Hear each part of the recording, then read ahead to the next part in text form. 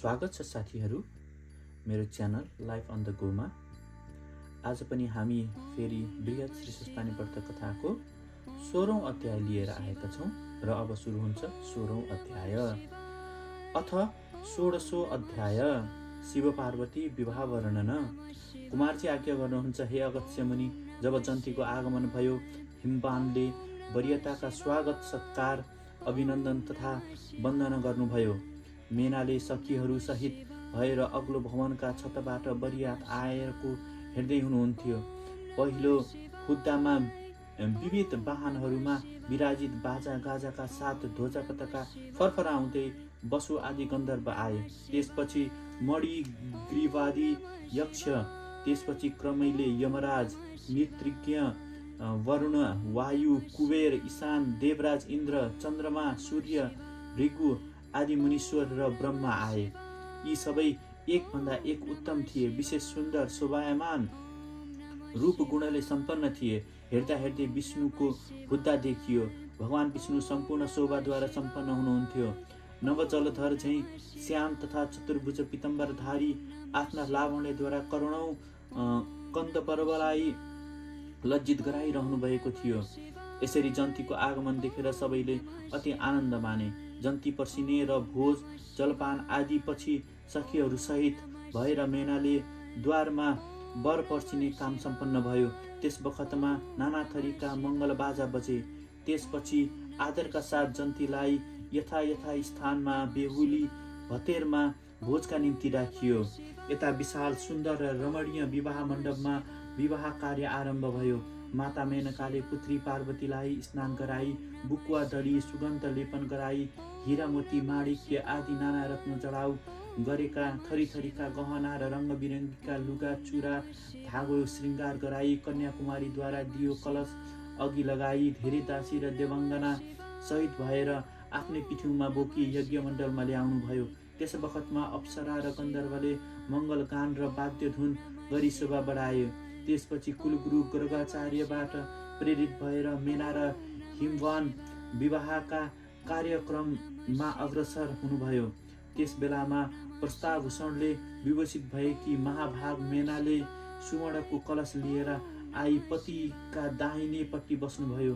हर्षले परिपूर्ण भएका हिमवानले पुरोहितका वाणी सुन्दै पाद्यादि चन्दनादि वस्त्रभूषणले पूजा गरी वरको वर्ण गर्नुभयो। शुभलग्नका निम्ति थापेका घडीमा बार बार दृष्टि दिँदै गुरु पुरोहितले लग्नका पूर्वमा गरिने कार्य सम्पादन गर्दै लैजानुभयो। केही पछि शुभलग्नको समय हुन आँटेको बुझेर सर्वशास्त्रका ज्ञाता गर्गाचार्य मुनिले कर्तालाई कन्यालाई लिएर यज्ञ मण्डलमा उत्तर कोणमा जान सङ्केत गर्नुभयो। त्यहाँ गएर हिमालयले तिलकुश सहित पार्वतीका दुवै हातका बुढी औला समाउनुभयो। कन्यादानका निम्ति भोको पेट र फुको केश भएर रहेकी मेनकाले पनि सुनका झारीले छोरीका हात दुवै बुढी औलामा जलधारा गर्न लाग्नुभयो। कन्यादानको महासङ्कल्प पढ्नलाई गुरुले शुभारम्भ गर्न लाग्दा सुन्दर लीला गर्ने भएका भोलेनाथ बाबाबाट मनमनै खुसी भएका हिमवानले प्रसन्नतापूर्वक हाँसेर सुन्नुभयो। शम्भु, आज यो शुभ लग्नमा मेरी पुत्री हजुरमा अर्पण गर्दछु। हजुरले आफ्ना गोत्रको परिचय दिई बक्सियोस्। गोत्र प्रवर वेद शाखको प्रतिपादन गरी बक्सियोस्। गोत्र कुल प्रवर नाम वेद शाख बिनाको कार्य निष्फल हुन्छ भनेको छ। हिमालयका यी कुरा सुनेर भगवान शङ्कर शोचनीय अवस्थामा पुग्नुभयो। त्यही बेला देवता गन्धर्व यक्ष सिद्धहरूले भगवानका मुखबाट कुनै उत्तर निस्किएको सुनेनन्। यो देखेपछि नारदजीले केही हाँसेर हिमालयसित भन्नुभयो, हे पर्वतपति, हे हिमालय, तपाईँ किन अज्ञानका वश पर्नुभयो? महेश्वरसित सोध्ने नसोध्ने कुन कुन कुरा हुन् तपाईँलाई थाहा नै रहेनछ। यस बेला साक्षात् शिवलाई तपाईँले गोत्र सोध्नुभयो। यो उपहासजनक हो। पर्वतराज, महेश्वरको कुल गोत्र नाम आदिलाई ब्रह्माले र विष्णुले पनि जान्नुभएको छैन, जसका एक दिनमा नै करोडौं ब्रह्माको उत्पत्ति अनि लय हुन्छ। उहाँ प्रकृतिदेखि पर निर्गुण र परब्रह्म हुनुहुन्छ। उहाँ गोत्रहीन भएर पनि उत्तम गोत्रका, कुलहीन भएर पनि कुलीन हुनुहुन्छ। हे गिरिराज, जसका मायाले यो ब्रह्माण्डको कहिले सृष्टि र कहिले स्थिति र कहिले संहार हुन्छ। कहिले एक स्वरूपबाट ब्रह्मा विष्णु महेश्वर हुन्छन् भने कहिले तीनवटै रूपको एक रूप पनि हुन्छ। शिव नै आद्य पुरुष हुनुहुन्छ। उहाँका न माता न पिता न जाति न गोत्र न त कुल केही पनि छैनन् अनि सबै थोक उहाँकै हुन्। 33 कोटी देवताका माता पिता र 14 भुवनका मा भएका समस्त जीवात्माका हृदयमा रहेर पाप पुण्यका साक्षी भएर यस्ता निरञ्जन निराकार परमेश्वरको महिमालाई गान गर्न हजार जिब्रा भएका शेषनागले पनि सक्दैनन् भने अरू कसले सक्ला। हे हिमालय, मनमा कुनै पनि सन्देह नलिकन श्री जगदीश्वर र परमपिता श्री महादेवलाई कन्यादान दिनुहोस्। नारद ऋषिले भन्नुभएका यी सम्पूर्ण कुरा सुनि त्यही उपस्थित रहेका सम्पूर्ण देवता, ऋषि, यक्ष, गन्धर्व, किन्नर, दैत्य र नागहरूले नारदजीले भलो कुरा भन्नुभएको हो हे हिमालय, यसमा कुनै सन्देह छैन भने। त्यस बखतमा गुरु गर्गाचार्यले कन्यादानको महासङ्कल्प पढ्न आरम्भ गर्नुभयो। सङ्कल्प समाप्त भएपछि उता शुभ लग्नको शुभ मुहुर्तको ठिक घडीपला पनि पूर्ण भयो। यसै बखतमा पार्वतीका दुवै हातका बुढी औँठा शिवजीका हातमा राखिदिँदै हिमालयले यो मन्त्र पढ्नुभयो। इमा कन्या तुभ्यं मह ददाति परमेश्वर भार्यार्थ प्रतिगृहिणी प्रसिद्ध सकलेश्वर। त्यसै बेला महासङ्कल्प पनि पूर्ण भयो। पार्वतीका हात आफ्ना हातमा थाप्ने महादेवले कामस्तुति शुल्क यजुर्वेद संहिता 7 मन्त्र 48 पाठ गर्नुभयो। त्यस बखतमा शुभलग्नको 7औं भाव शुद्ध थियो। शुभबारको बेला थियो। विषम नाडी ठिक थियो अनि यज्ञकुण्डमा संयोजक वैष्णव प्रज्वलित भइरहेका थिए। पूर्व दिशामा रहेका कर्मसाक्षी दीपनारायणको ज्योति प्रसन्न देखिन्थ्यो। त्यसै बेला विशाल यज्ञ मण्डप भित्र महान उत्सव भयो। पृथ्वी, आकाश, स्वर्ग, मर्त्य, पाताल सबैतिर जय जयकारको गुन्जन हुन गयो। गन्धर्वहरू गाउन थाले, अप्सराहरू नाच्न थाले, अनेक थरीका मङ्गल बाजा बज्न लागे, मङ्गलगान हुन लाग्यो। वेद ध्वनि र शङ्ख घण्टका ध्वनिले सबैका हृदयलाई उल्लासमय र मङ्गलमय बनायो। ब्रह्मा, विष्णु, इन्द्रादि देवता हर्षले गदगद भए। हिमालय र उहाँका परिवारकामा हर्षको सीमा रहेन। कन्यादानपछि उहाँले भगवान शिवमा कन्यादानको प्रतिष्ठामा उत्तम द्रव्य र सुवर्ण समर्पित गर्नुभयो। आफ्नी छोरी पार्वतीलाई अनेक प्रकारका द्रव्य, रत्न, पात्र र राम्रा राम्रा 1 लाख गाई, जिनफलाम, करेली सहितका 1 लाख घोडा, असंख्य हात्ती, सुनले बनाइएका धेरै रथ, दासी सहित दाइजो दिनुभयो। हे मुनि, वेदोक्त विधिपूर्वक विवाह कर्ममा पूर्णाहुति, दक्षिणा, अभिषेक र तिलकपाती भयो। योभन्दा पहिले यज्ञ समाप्तिको पूर्ण पात्र ब्रह्माजीलाई दिइयो। तिलकपाती पछि सबै आमन्त्रित समुदायबाट वरवधुलाई टीका, दक्षिणा, उपहार र आशीर्वाद दिने पालो आयो। त्यो कार्य सम्पन्न भएपछि वरवधुलाई दिव्यवास भवन लगेर राखियो, जहाँ धेरै नारीवर्ग आएर शिव पार्वतीको दर्शन गरे। ती मध्ये 16 दिव्य नारी पनि आए। ती थिए सरस्वती, लक्ष्मी, सावित्री, गंगा, अदिति, शची, लोपामुद्रा, अरुन्धती, अहिल्या, तुलसी, स्वाहा, रोहिणी, पृथ्वी, शतरूपा, संज्ञा र रति। यी देवङ्गनाहरू र मनोहारिणी देवकन्या, नागकन्या र मुनिकन्याहरू पनि त्यहाँ आइपुगे। ती सबैका साथ बसेर भगवान शिवले मिष्टान्न भोजन गर्नुभयो। यसै समयमा अनुकूल अवसर बुझेर प्रसन्न हुँदै रतिले दिन वत्सल भगवान शङ्करसित भनिन्, प्रभु, पार्वतीको पाणी ग्रहण गरेर हजुरले अत्यन्त दुर्लभ सौभाग्य प्राप्त बक्सिनु भएको छ। प्रभु, मेरा प्राणनाथ कामदेव कुनै पनि स्वार्थ रहित हुनुहुन्थ्यो। उहाँले हजुरलाई किन भस्म गरी बक्स्यो? अब यहाँ मेरा पतिलाई जीवित गराइदिई बक्सियोस् अनि आफ्ना अन्तस्करणमा काम सम्बन्धी व्यापारलाई लगाइदिई बक्सियोस्। महेश्वर, हजुरका यो विवाह उत्सवमा सबैजना सुखी भए, केवल म मात्रै पति रहित भएर दुखी भएकी छु। हे देव, प्रसन्न भएर मलाई सनाथ गराई बक्सियोस्। मेरा प्राणनाथ कामदेवलाई जीवित गराएर नै आफ्नी प्रिय पार्वतीका साथ हजुरको सुन्दर विहार परिपूर्ण हुनेछ। हे सर्वेश्वर, मेरा पतिलाई छिट्टै जीवित गराई बक्सियोस्। यति भनेर रतिले लुगाको काँठो पारेर राखेको कामदेवको शरीरका भस्मलाई शिवका अगाडि राख्दै हे नाथ, हे स्वामी भन्दै डाको छोडिन्। रतिको रोदन सुनेर त्यहाँ भएका सरस्वती आदि देवीहरू पनि रुन लागे अनि शिवपट्टि हेरेर कामदेवको शरीर दिएर रतिलाई प्रसन्न पारिदिनका लागि प्रार्थना गरे। रति र अरू देवीहरूको करुणापूर्वक रोदन सुनेर भगवान शिवको हृदय पक्लियो। त्यो कामदेवका खरानीबाट उहाँको दृष्टि पर्नासाथ अघि जस्तै रूप, वेश र चिन्हले युक्त भएका कामदेव प्रकट भए। यो देखेर रति र अरू देवीहरू अत्यन्त प्रसन्न भएर एक आपसमा हेर्दै खुसी प्रकट गरे। हर्षले गदगद हुँदै रतिले महादेवलाई प्रणाम गरेर कृतार्थ भइन्। हे मुनि, कामदेव भस्म भए केही दिन भगवान शिवले रतिलाई उनका पतिको जीव प्रदान गर्नुभएको थियो। विवाह उत्सवका समयमा त्यो खरानी जो कामदेव जलेको दिन रतिले आफ्ना साथ राखेकी थिइन्, त्यसबाट शिवजीले रतिलाई कामदेवको शक्ति प्रदान गर्नुभयो।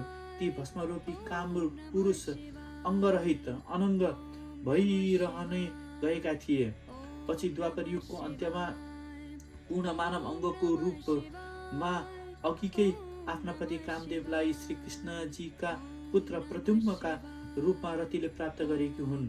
यसरी भगवान शिवबाट अनङ्ग अर्थात् कामदेवलाई जीवित गराए पश्चात हिमालयका भवना शिव पार्वतीका विवाहको उत्सवको चौथो दिनमा पुरोहितका आज्ञा अनुसार विधिपूर्वक चतुर्थी कर्म भयो।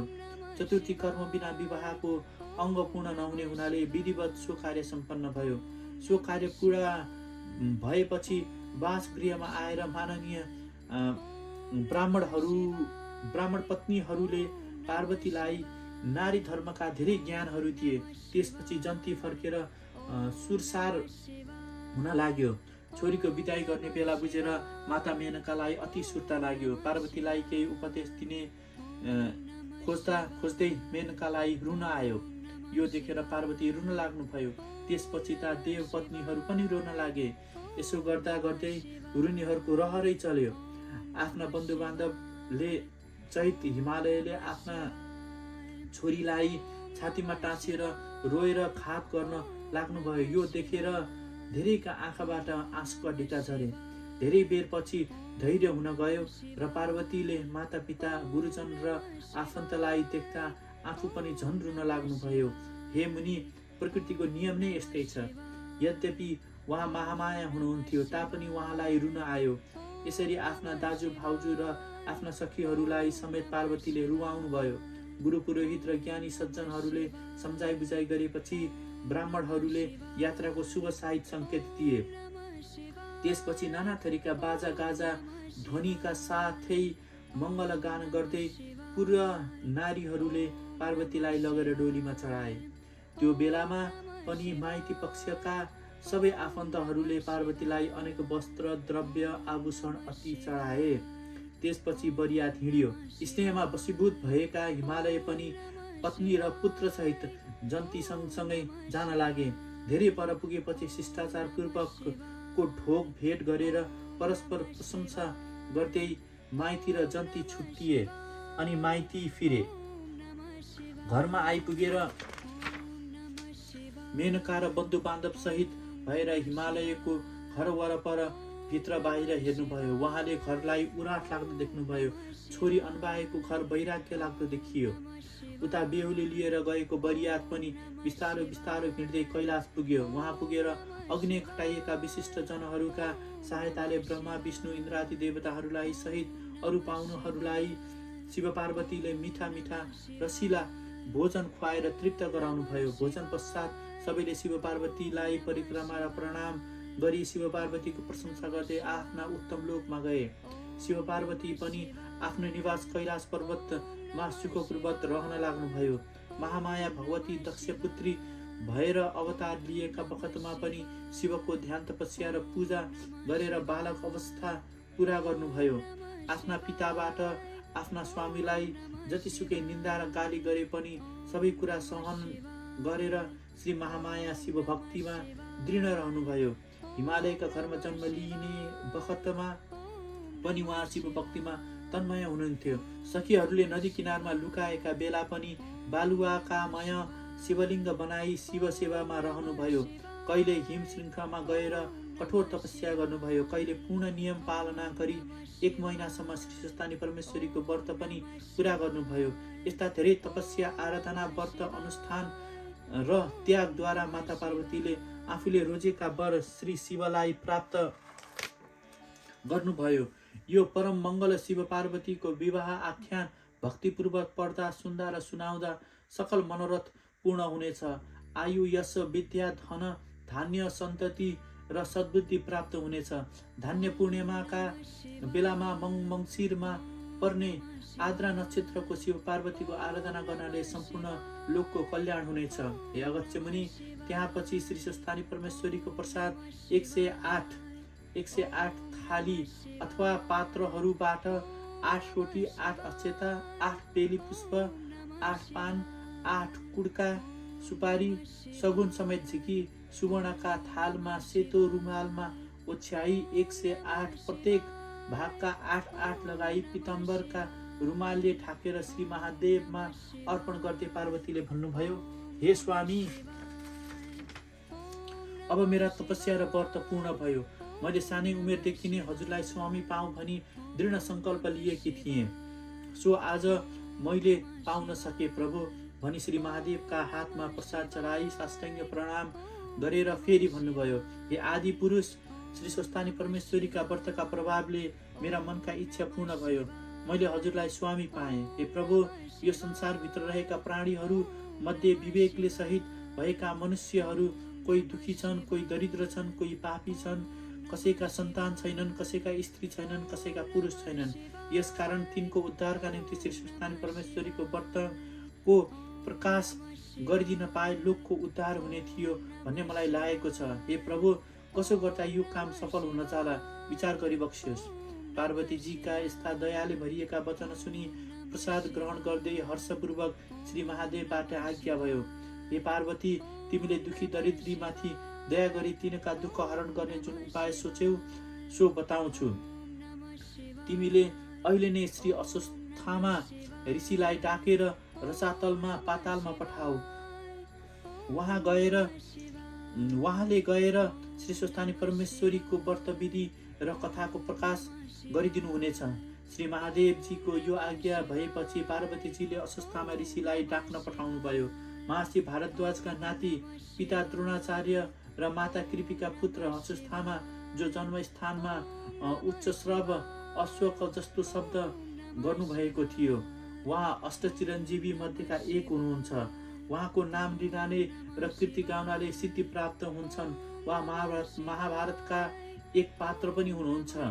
प्रत्येक कल्पका चतुर्युगी मध्ये द्वापरका अन्त्यमा उहाँको प्राकट्य भइरहन्छ।